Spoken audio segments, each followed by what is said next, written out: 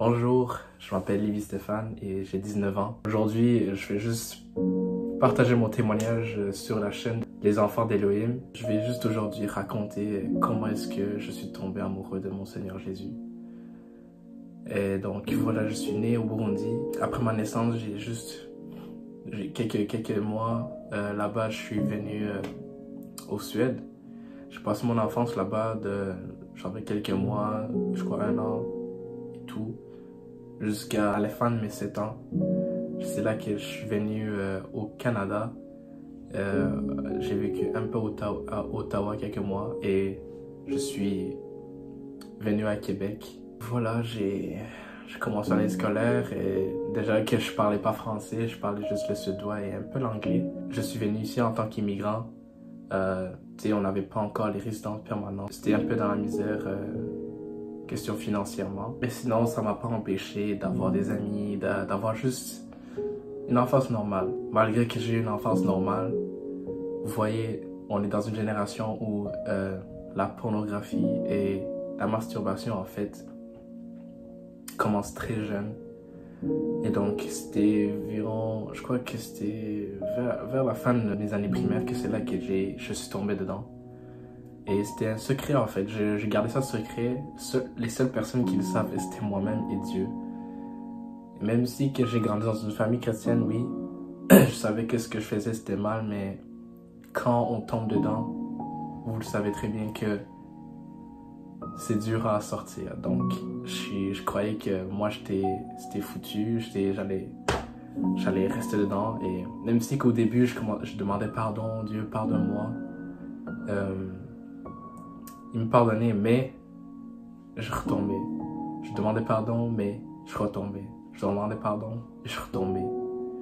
Et c'est devenu tellement une habitude. Vas-y, je le faisais, je vais repentir tout le temps. C'est comme en fait, c'était une routine. Je veux demander à Dieu pardon et il va me pardonner. Mon peuple périt par manque de connaissances. Donc, vous voyez, quand on manque de connaissances, en fait, c'est comme on meurt parce que quand on ne sait pas ce que c'est, le truc qui est inconnu peut nous tuer d'une certaine manière. J'avais 12 ans. Et plus, j'étais dans la masturbation, c'était comment, tu vois comment je perdais mon innocence, genre, c'est venu à un point où c'était 2 fois par jour, toi, vous voyez, vous savez comment c'est démoniaque en fait. Et donc, voilà, j'étais vraiment dedans. Et un jour, comme je disais tantôt qu'on n'avait pas les papiers, ben, c'était rendu à un point où on a fait des demandes et ils ont refusé. Ils ont pris la décision de nous renvoyer en Suède, en fait. Et quand j'ai su ça, c'était vraiment j'étais dévasté, en fait. Et je demandais à Dieu, mais pourquoi est-ce que Dieu... Je ne me demandais pas à lui, je n'ai pas prié à Dieu, j'ai juste dit dans mon cœur, mais pourquoi est-ce que Dieu va souffrir comme ça? Et là, il nous renvoie chez nous alors que j'ai fait littéralement ma vie ici. Et là, je vais tout perdre ça. Et dès que j'ai su ça, j'avais une haine, en fait, envers Dieu. À la fin de mes 15 ans jusqu'à mes 17 ans, j'étais en colère contre Dieu.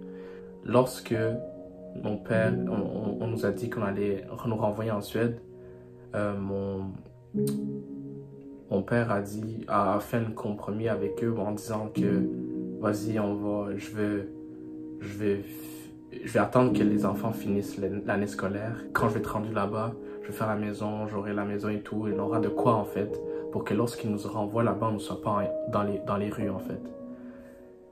Et là, quelque chose qui s'est passé qui était en fait un miracle, mais moi je ne le voyais pas, j'étais juste aveuglé par la colère.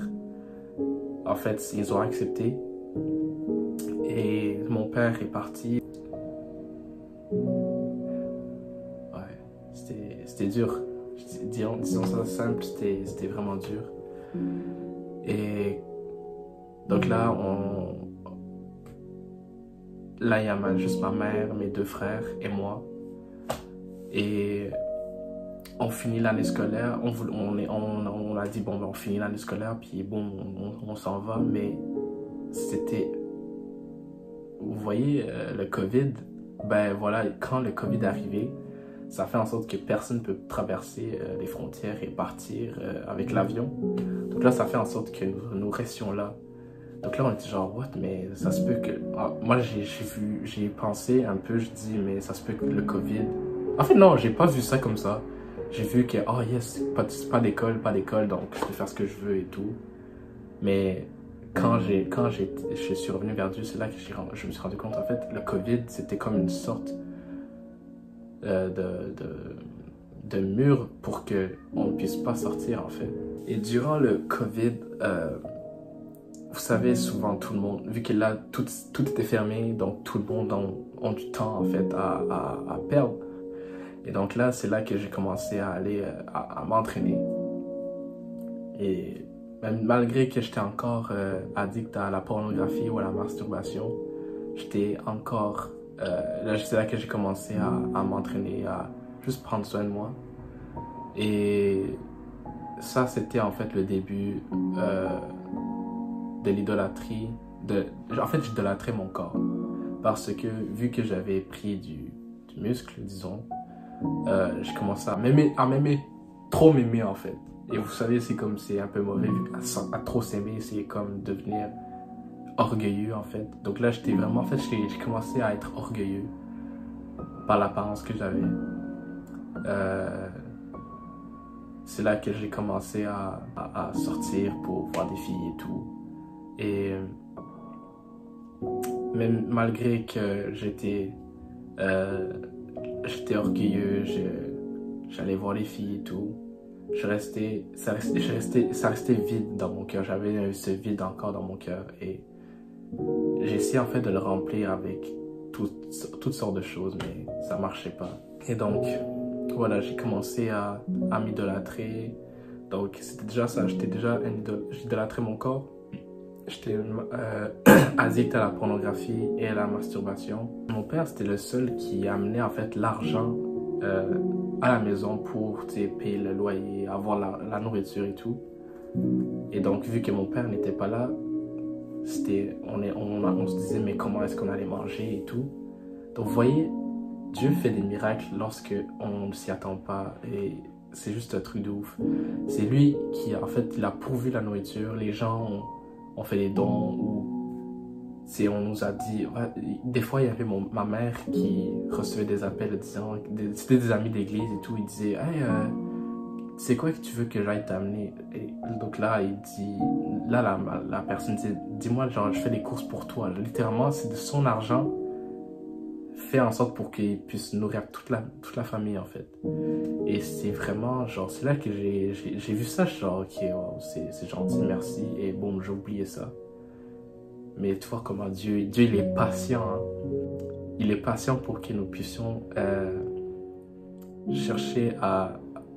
que nous puissions venir à la repentance. 2 Pierre 3 verset 9, ça dit, The Lord is not slack concerning his promise, as some men count slackness, but in long suffering to usward, not willing that any should perish, but that all should come to repentance.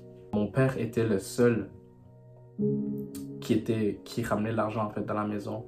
Donc là, il fallait en fait de l'argent pour payer l'année scolaire. Durant les vacances en fait, vu qu'il n'y avait pas d'argent, donc c'est moi, j'ai dû travailler en fait pour payer mon année scolaire. Il fallait que je fasse la conciergerie en fait. Et donc j'ai travaillé dur pour payer l'année scolaire. J'ai dû travailler même durant l'année scolaire du secondaire 5, juste le début de l'année.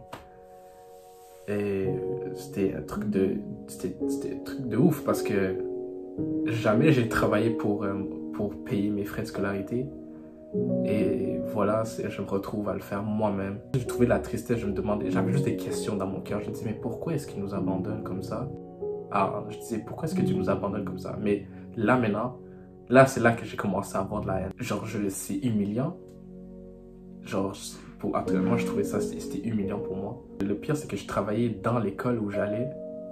Genre, c'était moi qui lavais les bureaux, c'est moi qui aidait en fait la conciergerie.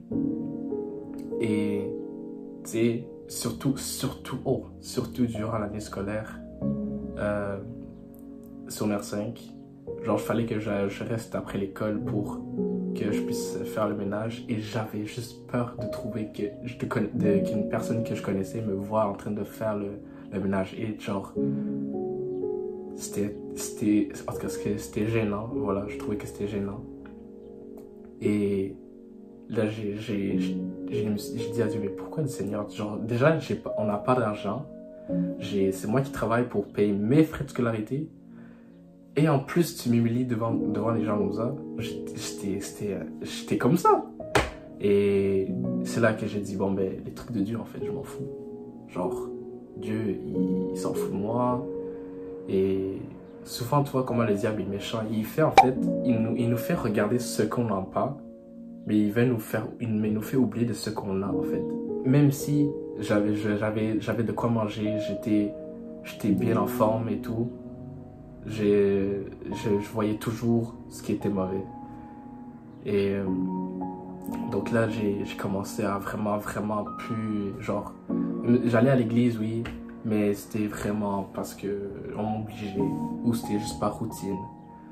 Même avant, déjà, je comprenais pas avant pourquoi j'allais à l'église, parce que j'étais genre, ok, ben voilà, oui, j'aime Dieu, oui, toi, vous voyez les chrétiens qui disent, oui, j'aime Dieu, si c'est toi, hey, tu vas voir, Dieu, il va transformer ta vie, je sais, dans le nom de Jésus. Mais voilà. Et moi, j'étais genre, ok, bon. Je m'en fous, en fait. Là, c'est fini. Genre, je vais plus en entendre parler et tout. Et c'est là que j'ai vraiment... j'étais allé dans le monde complètement. Tu sais, avant, j'étais dans la masturbation, pornographie, comme je disais. Mais dans ma tête, je me disais, ah, l'impudicité, je peux jamais. C'est trop un truc de ouf. Mais là, comme vu que j'étais en colère contre Dieu, je me suis dit, bon, ben, s'il s'en foutait de moi quand je faisais pas ça, pourquoi il s'en foutrait maintenant? Pourquoi il se foutrait il prendrait ça important si je le faisais? Donc là, comme je disais, j'ai pris la confiance en moi en disant ça comme ça. Et j'ai commencé à chercher les filles et tomber dedans dans l'impudicité, en fait. Et ça, c'était juste c'était pendant un bon bout. Et un jour, lorsque... Voilà. J'étais allé coucher avec une fille. Quand j'avais fini avec, j'étais allé aux toilettes et tout. Et il y avait une question qui était venue, en fait, dans ma tête. Je sais pas d'où ça venait. Là, maintenant, je sais que c'était le Saint-Esprit, mais avant, je savais pas. Et en fait, la question est, qu'est-ce que tu fais? Et là, moi, j'étais genre, c'est quoi ça? Genre, je regardais dans le miroir, je me disais, cette question me revenait dans ma tête, j'étais genre, qu'est-ce que ça veut dire, genre? Pourquoi cette question me vient maintenant? Like, j'étais en train de m'amuser et tout, pourquoi il y avait ça? Et là, comme, vous voyez l'orgueil, ça fait quoi? Ça fait des choses que, voilà, bref. Donc, j'avais cette question qui était venue et j'ai juste, par orgueil, je l'ai, voilà, laissé comme ça, je l'ai laissé tomber. Je suis retourné faire ce que je faisais. Mais c'est en fait en retour chez moi que j'ai commencé à méditer en fait sur cette question. Qu'est-ce que tu fais? Qu'est-ce que tu fais? C'est ça qui était dans ma tête. Qu'est-ce que tu fais? Qu'est-ce que tu fais? Et genre là, je me demande, mais c'est quoi? Mais pourquoi moi? Genre, je m'amuse, laisse-moi tranquille. Genre, on dirait que c'était comme un genre de débat en fait que j'avais dans ma tête. J'étais allé sur YouTube et tout, comme d'hab, regarder des vidéos que je voulais regarder. J'arrêtais pas de voir je voyais des choses sur l'amour de Dieu. Ou même quand j'allais à l'église, genre la même semaine, j'entendais que hey, Dieu t'aime. Dieu il t'aime même si que tu fais ça, même si que tu fais ce péché. Genre, it has to be. Ça doit être Dieu. Je me suis dit, alors Dieu il m'aime. Alors que moi, j'ai tourné mon dos, j'ai fait 180 degrés. j'allais à l'église, même si j'étais pas vraiment chrétien, c'était venu par habitude. Je savais au moins, j'ai grandi dans les choses de Dieu, je savais qui Dieu était, je croyais je sais qu'il était vrai, mais je n'ai pas eu de relation en fait avec lui. Et moi j'étais genre bon, mais voilà, je vais lui donner une chance, tu vois, parce que je l'ai pas vraiment donné une chance avant, vu que j'étais plus par habitude, comme je l'ai dit. Donc là je me suis dit bon voilà, je vais donner une chance, je vais commencer à chercher Dieu. Donc là, j'ai commencé à chercher Dieu. Et durant cette quête, il y avait un dégoût, genre, surnaturel qui était venu. Avant, tu sais, vous savez, l'impudicité, ceux qui sont tombés dans ça ou dans la masturbation, hey, vous savez, c'est bon. Mais ça te détruit. Je tiens à dire à quelqu'un, ça te détruit. Peut-être tu le sais pas maintenant, ou tu le sais, tu le sens juste un peu, ou tu sais pas ce que ça fait en ce moment, là, en ce moment où tu regardes cette vidéo. Je te dis, la masturbation ou l'impudicité, ça te détruit. Non seulement ça te détruit, ça va t'emmener loin de Dieu. En fait, ça va te séparer de Dieu. Et on appelle cet endroit Hadès, ou l'enfer, comme on dit. Donc, je te dis, si Dieu m'a libéré de ça, il peut te libérer toi aussi. Bon, là, je ferme la parenthèse et je reviens dans mon témoignage. Et donc, quand j'ai cherché Dieu, j'ai eu ce dégoût en fait pour les péchés sexuels. Donc là, la fille, je l'ai bloquée, je l'ai pu parler. Même sur mon Instagram, avant, je voyais, il y avait des choses qui pouvaient trigger, tu vois, l'envie d'aller, me masturber. Donc là, j'ai tout enlevé. Tu vois, vous voyez comment le Saint-Esprit travaille. Regarde, guys, ceux qui disent, oh, lui c'est un saint, Dieu il a pu faire ça tout seul, c'est pas par ma force. Sinon, si c'était pas Dieu, je serais encore là en ce moment. Je serais encore en train de faire ces choses en ce moment.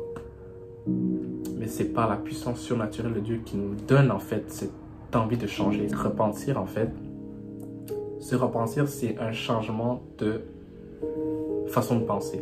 Comme avant, tu dis, oh, c'est très bon, oh, j'aime mes publicités. Mais quand vous voyez, en fait, le mot grec, je sais pas, j'ai oublié le mot grec c'est quoi, mais quand on voit la définition en grec, repentance, c'est en fait un changement de pensée. Donc quand tu demandes à Dieu de changer tu demandes à Dieu, Seigneur, je veux me repentir. Tu dis en fait, Seigneur, je veux changer ma façon de penser sur ce péché. Donc quand tu te repens, genre maintenant, Dieu, il change en fait ta façon de penser sur ce péché. Tu dis avant, oh, je suis pas capable de pas le faire. Dieu va faire en sorte que tu puisses le faire, tu puisses dire non, j'ai plus envie de faire ça, j'ai envie de faire ce que Dieu veut. Durant ce chemin de Dieu, durant cette quête de la recherche de Dieu, j'ai commencé à arrêter comme je dis, la masturbation, pornographie, l'impudicité, l'orgueil. Je commençais à m'humilier, j'étais devenu plus humble parce que j'en avais besoin. J'étais colérique un peu. Disons que j'étais en colère vraiment facilement. Parce que j'étais en colère contre Dieu, j'étais en colère contre tout. En fait, j'étais en colère contre tout le monde, en fait. D'une certaine manière. Et aussi, j'avais une langue dégueulasse. Genre, disons ça comme je dis des mauvais mots tout le temps. Ah, c'était un truc de ouf. Genre, c'était aussi par les musiques j'écoutais. Donc, voilà, ça, c'était encore un combat aussi, les mauvais mots et tout. Mais bon, quand j'étais dans ma quête de connaître, genre, savoir qui est Dieu, j'ai laissé tomber tous ces péchés sexuels, les péchés de l'immoralité sexuelle. Allô à tous, je remercie beaucoup Lévi, mon frère que je connais ici à Québec, qui nous a partagé son témoignage sur la masturbation, l'impudicité, la pornographie et juste en général être loin de Dieu. Il nous a parlé un peu comment c'était dur l'intégration ici à Québec, les problèmes avec l'immigration, les choses un peu qui se sont passées durant la pandémie et les problèmes financiers qui en sont découlés également. Il a parlé beaucoup des sujets de la culpabilité, la condamnation, la honte, en général, à quel point ce péché dont il luttait, c'était vraiment un obstacle pour rencontrer Jésus. Je pense que c'est vraiment important ce témoignage, cette vidéo, parce que je sais que nous luttons beaucoup avec les choses similaires dont il a parlé. Moi, personnellement, j'ai lutté avec ces choses-là et je sais que malheureusement, beaucoup d'entre nous ont lutté et luttons actuellement avec ces choses-là. Je veux simplement vous dire, vous rappeler un peu le but de cette chaîne. Le but de cette chaîne, je le répète et je le répéterai à chaque vidéo, c'est qu'on s'édifie, qu'on aille plus loin avec Dieu et qu'on puisse se soutenir ensemble. On est tous pécheurs, on est tous imparfaits. On ne va pas vers Dieu parce que nous sommes parfaits, parce que nous sommes en pleine santé, mais nous allons vers Dieu justement parce que nous sommes malades, parce que nous avons besoin d'un sauveur, d'un rédempteur. Alors, je le remercie encore dans cette vidéo, Lévi. Merci de nous avoir partagé ton témoignage. Moi, ça m'a édifié et je sais que ça va en édifier beaucoup d'entre nous. Donc, je vous dis à la prochaine vidéo. Soyez bénis, la famille Elohim. Je vous aime énormément. À la prochaine. Bye!